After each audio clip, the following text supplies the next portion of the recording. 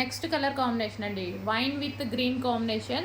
చాలా super combination అనమాట. Wine with green combination వస్తుంది. రేర్ కాంబినేషన్ కదా, సో చాలామంది అడిగారు మనం వేరే కలర్స్ పెట్టినప్పుడు వైన్ అండ్ గ్రీన్ కాంబినేషన్. ఇప్పుడైతే రెడీ ఉంది stock. Long frock with dupatta, hands కూడా మనకి ఈ విధంగా ఇచ్చారు.